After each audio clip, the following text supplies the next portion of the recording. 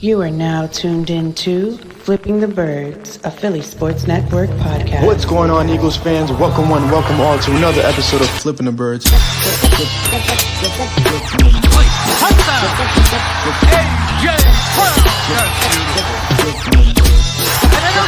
by the Eagles. They got him again. They got him back at the 26. He's into the end zone. Touchdown, Eagles.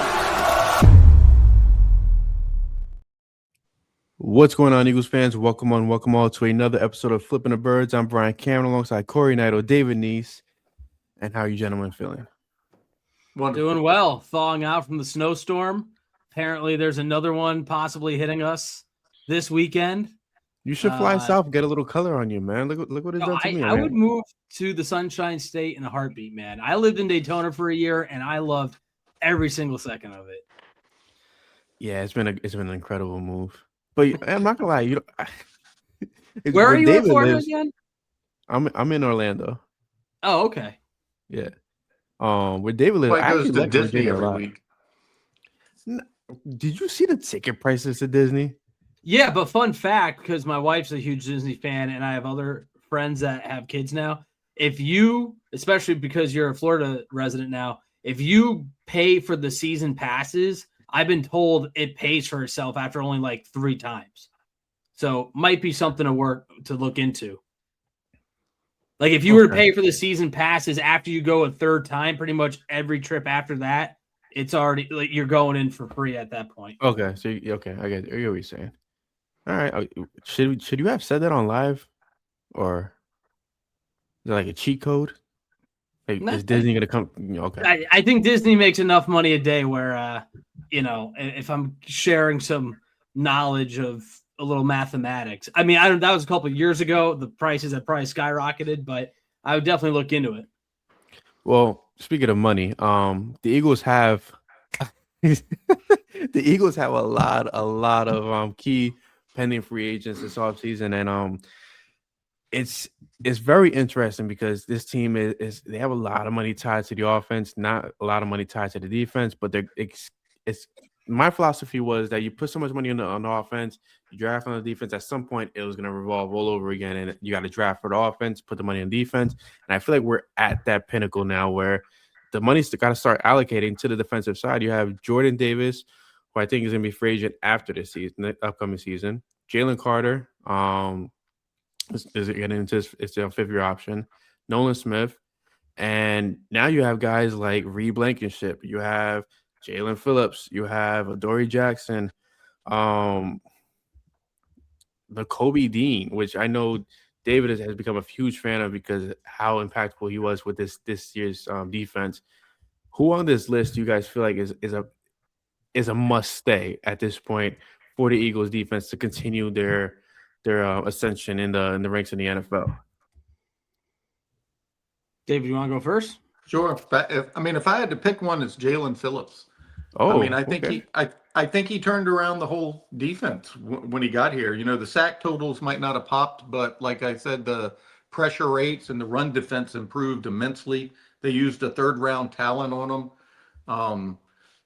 He's obviously somebody who Fangio wanted here, and I think Fangio will get what he wants, and they'll get him again. You mentioned that Nolan Smith will be coming up soon. A year after that, you have Jalix Hunt. And, and edge is, a tough position to, I don't know, like to kind of guesstimate in the draft, I think. A lot of people use a lot of resources when they're doing roster construction, and they use a lot of high picks for edge. And, outside of Nolan Smith, the Eagles don't really do that.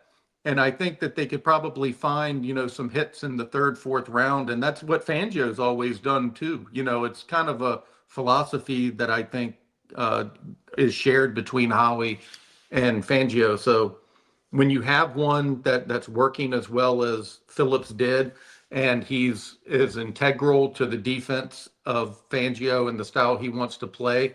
And I think you saw how much of an impact it made. And I think that'll be the play. You try to get him on a 3-year deal guaranteed money. I don't care if it says 5 years, 6 years, but the money will tell you it's the 3-year deal. And I think he's probably the most important piece on the defense as far as the way Fangio wants to run it.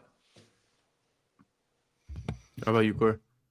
Yeah, I mean, I don't think it's going to happen, but I just think Nakobe Dean brings a lot to this team, both on and off the field. I don't see him being re-signed because they have Jahad Campbell waiting in the wings, and Campbell filled in admirably when Dean was out with his injury.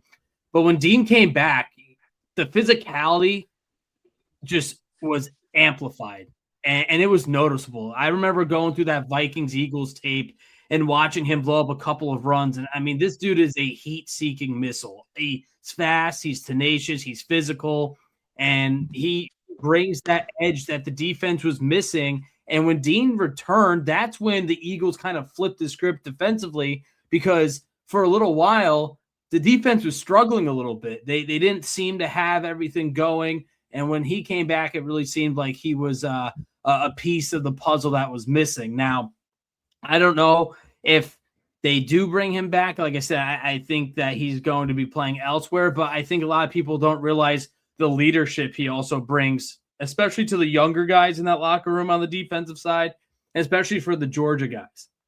Everybody made a big deal about how many Georgia Bulldogs were on this defense and in this locker room.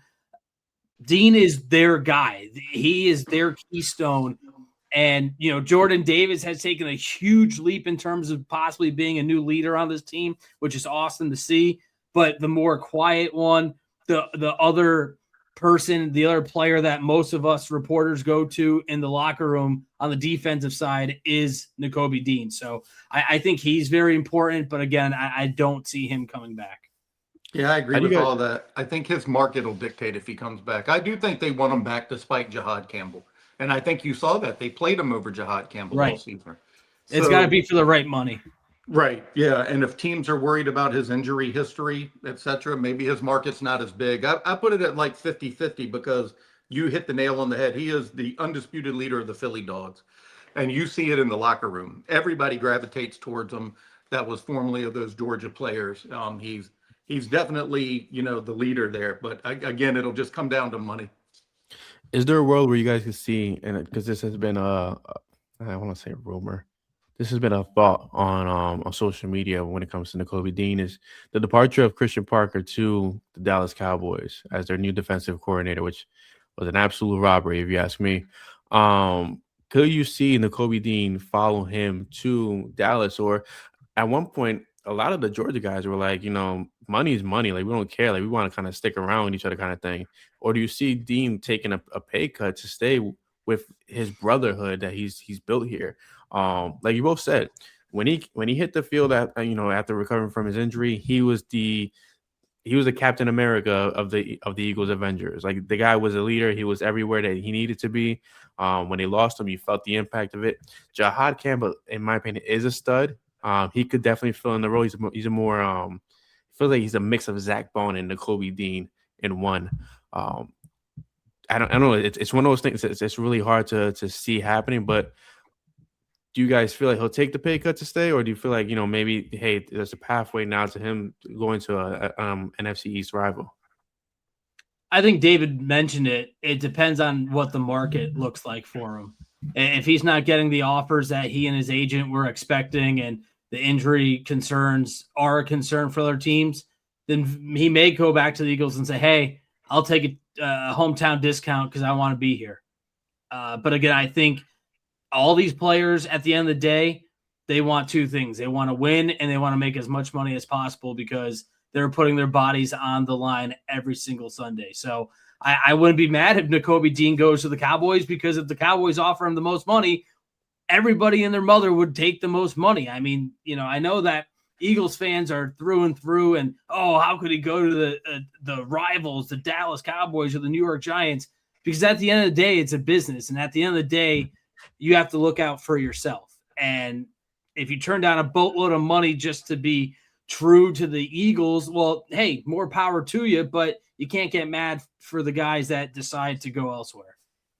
Yeah, I think you nailed it with the team. The Cowboys would be the team to do it because Jerry Jones will spend the money on something like that. And if Parker convinces him that he's a key cog to the defense, maybe it would happen. I get the reason I've said that I keep thinking he's 50-50 is I get a lot of the same feelings with Dean this year as I did with Goddard last year. Like everybody thought he was just gone, but he came back on that 1 year deal because winning and like you mentioned, Brian, the brotherhood in that locker room, it does weigh a lot, especially with these guys. I mean, look what Devontae Smith took because he could have got at least 40% more money and he didn't even care. And then you look at the homie buys, just a humble home, the guys just don't care. They are a different breed. And I do think that works in the Eagles' favor a little bit because Corey mentioned winning being the number one thing. And I think everybody in that locker room believes that they are this close to unleashing, a dynasty and they all want to be a part of it. There's two more interesting names, and obviously there's one that you guys just mentioned, Dallas Goddard.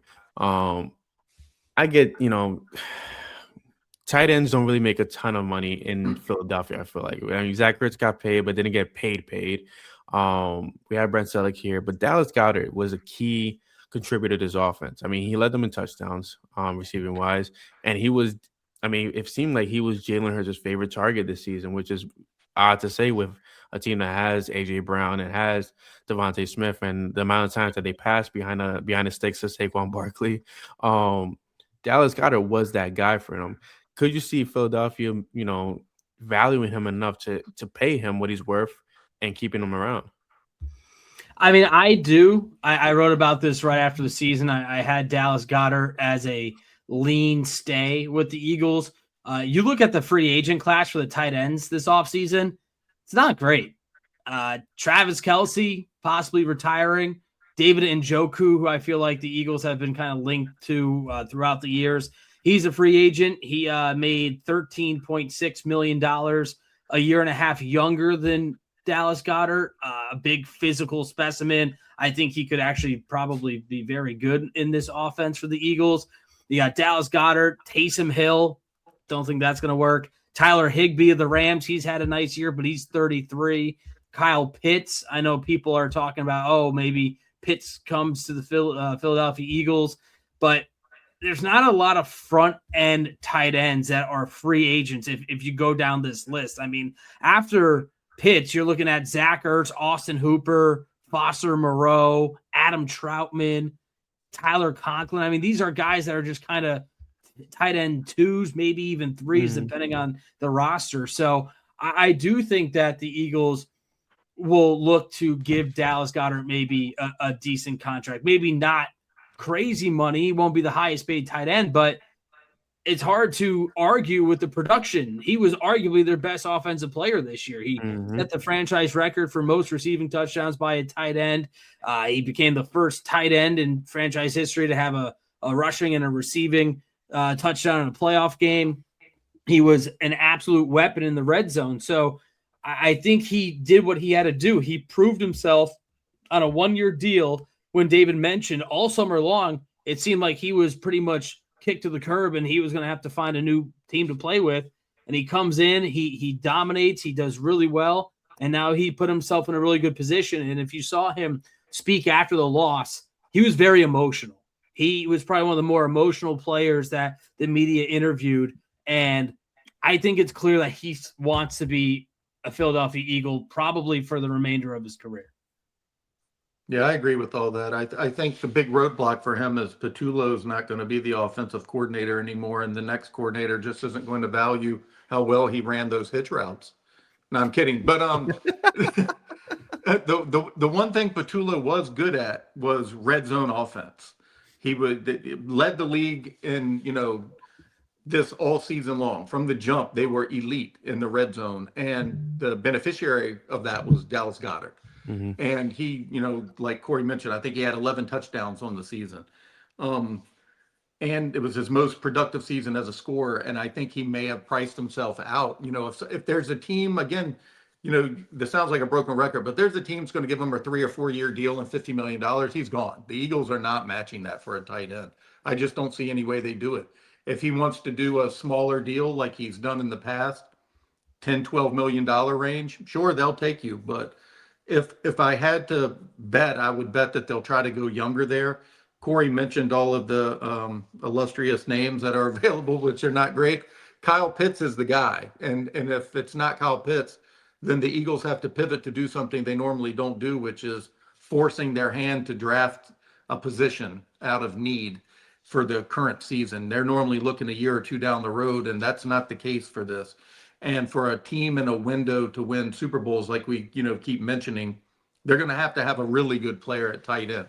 You see how integral he is to the offense. You see how big of an outlet he is for Jalen Hurts, and to lose such a reliable player would be a big deal for them. I'd say the one downside to his season was that he did struggle in run blocking this year. It was the first year I've ever noticed him really struggling.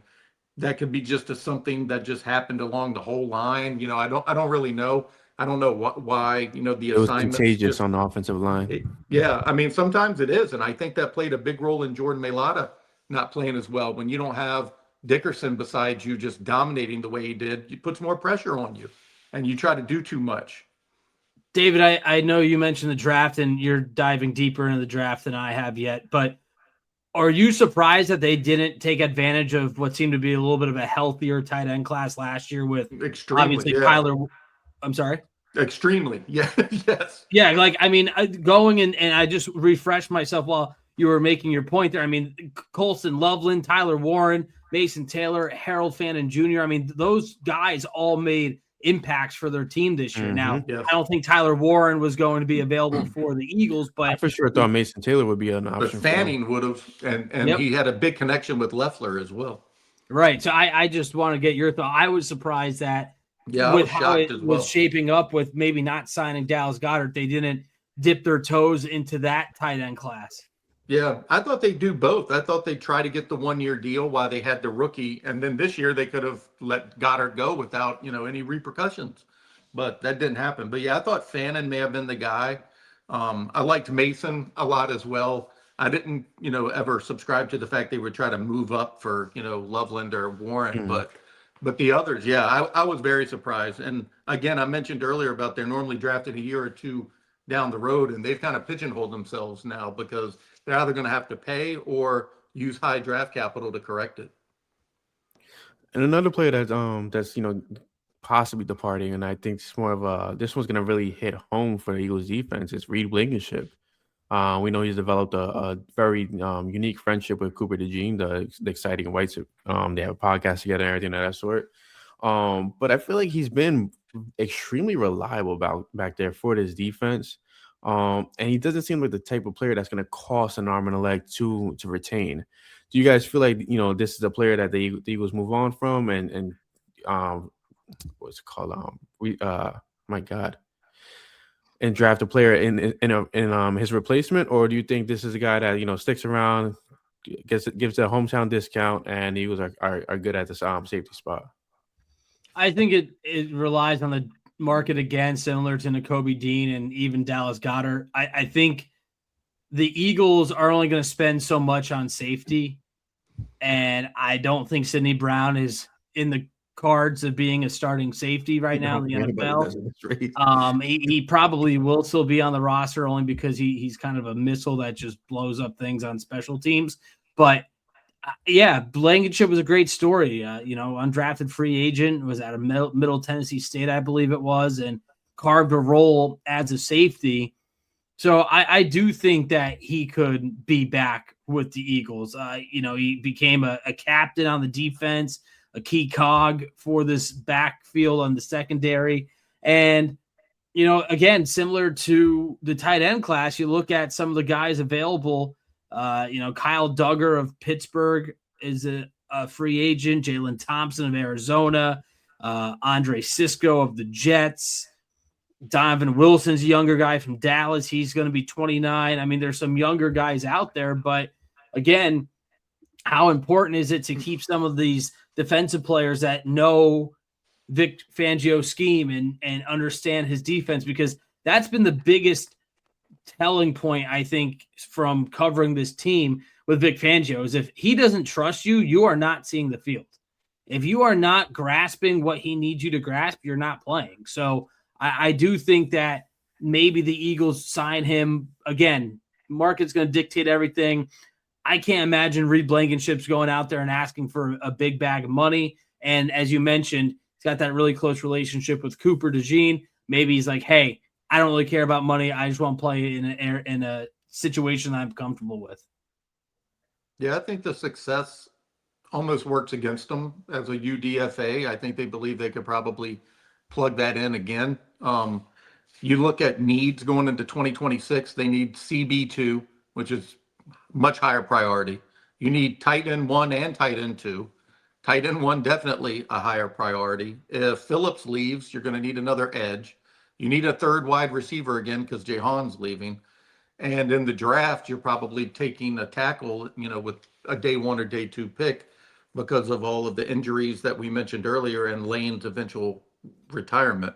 So I don't think that's a high priority. You look at how they viewed the positions over the years, it's probably the least invested position that Howie Roseman does.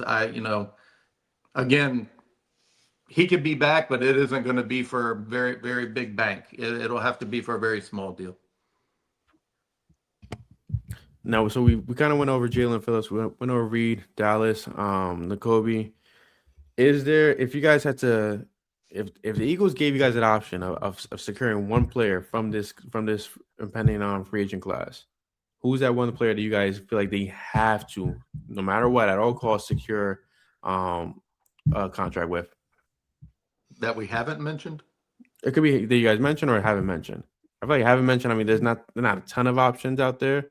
Obviously, they have to bring Braden Mann back, which is, I feel like it's a given because he had a hell of a season.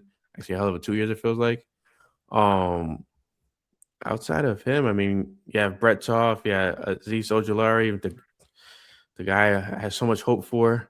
Josh Uche. Adoree Jackson had a hell of a comeback.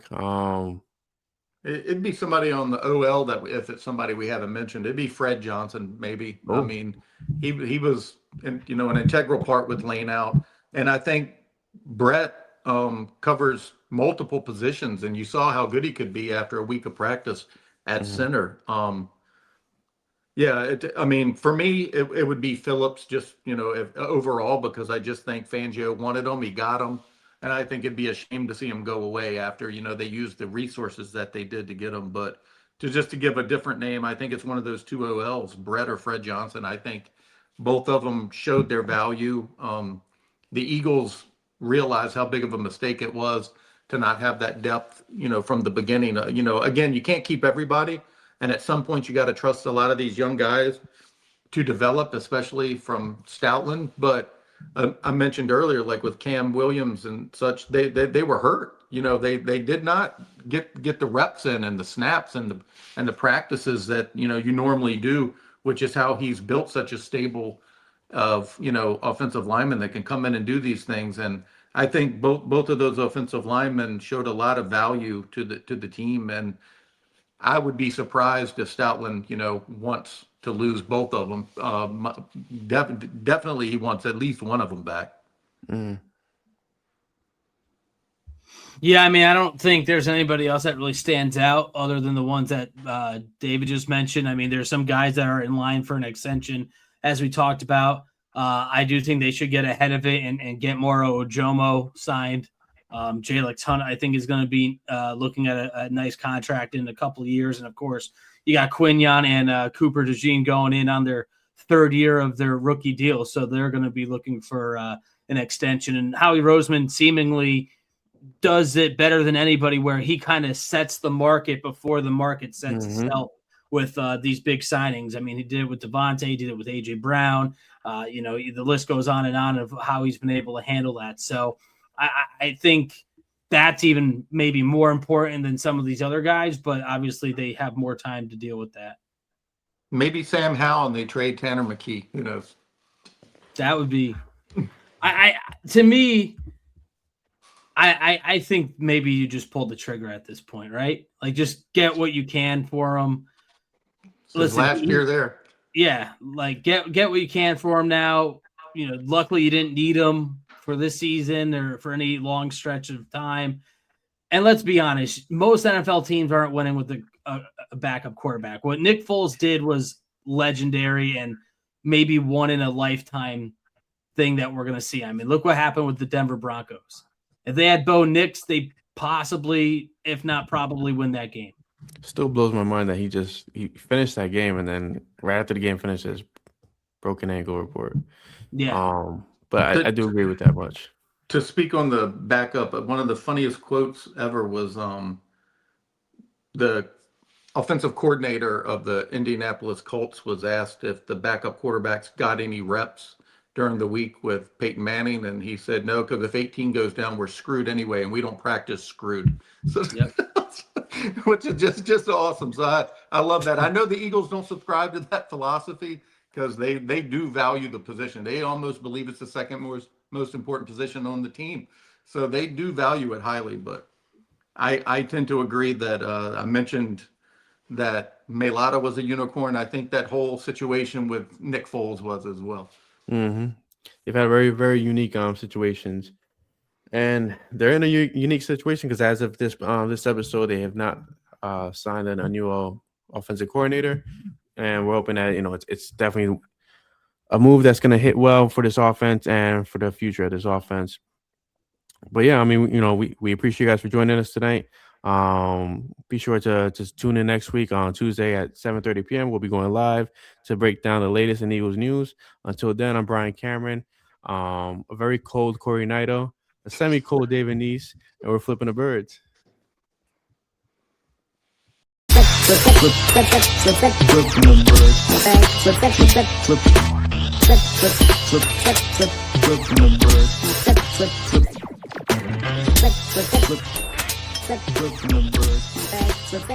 Flip.